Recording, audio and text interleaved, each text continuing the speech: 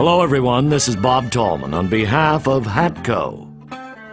I'd like to take you on a short tour of great importance on how we build our felt hats.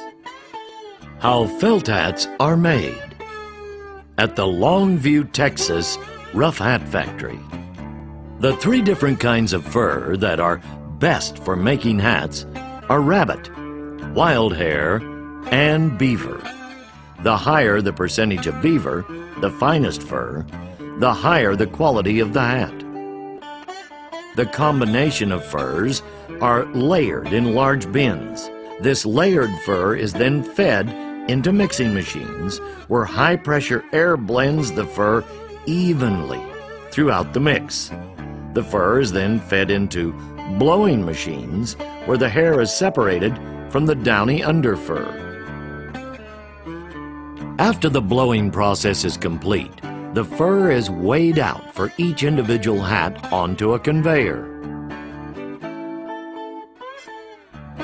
The conveyor deposits this blanket of fur into the top of a forming machine. This is a large cylindrical chamber. Inside the chamber, a 3-foot tall perforated metal cone is placed over a strong vacuum. After the fur enters the top of the chamber, it is sucked onto the surface of the cone.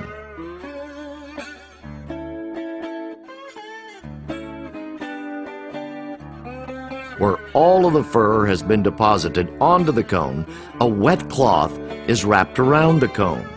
The cone, with its covering of fur, is then immersed in a vat of hot water.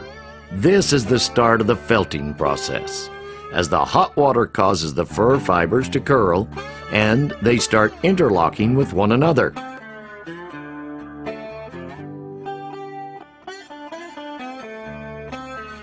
The delicate layer of felt is stripped from the cone with the utmost care. At this stage of the felting process, the bodies are so delicate that they cannot be worked individually. They are combined with several other bodies and wrapped with a protective cloth layer.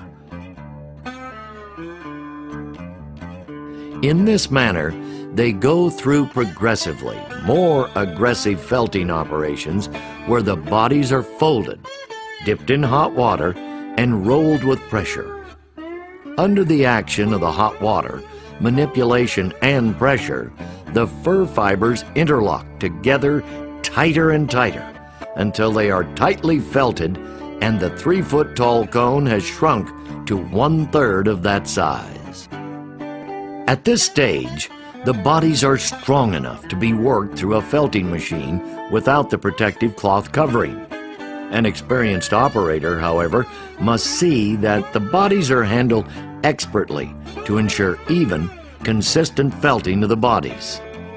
Once the felting process is complete, the hat bodies are dyed. After dyeing, the cone-shaped body is shaped to a rough hat shape. This is accomplished by soaking the bodies in hot water to make them more flexible.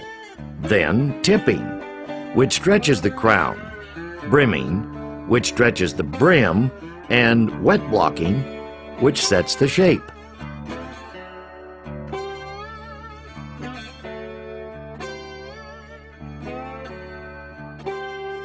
The rough hats are then dried. After drying, they are pounced or sanded to smooth the surface of the hat. The hats are then given a final inspection and packed for shipment to our finishing plant in Garland.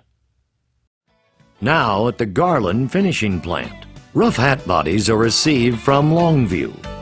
They are inventoried by quality, color, brim and crown dimension, and basic head size. As orders are received, production tickets are issued. One part of the ticket goes to the body room. One part of the ticket is sent to the trim department, where linings, leathers, and bands are produced to match up to the hat bodies as they are finished. The hat bodies are first blocked. They are placed into a steam blocking machine where they are steamed and then a wooden block is forced into the crown. This sets the crown height and head size.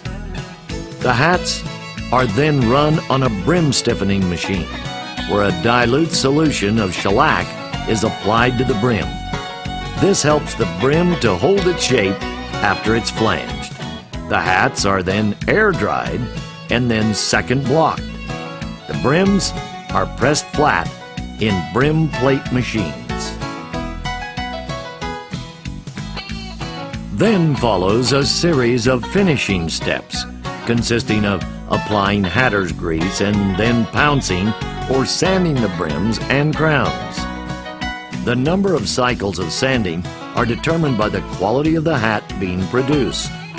Once finished, the hats are crown pressed to set the shape of the crown. Then they are flanged to set the shape of the brim.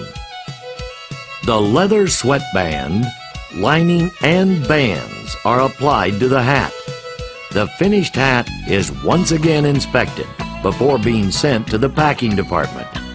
Final tags, stickers, and miscellaneous trim, such as feathers and pins, are attached to the hat. It is hot blocked on heated forms to press the leather smooth. The hats then receive one final inspection before being individually boxed and packed into cartons.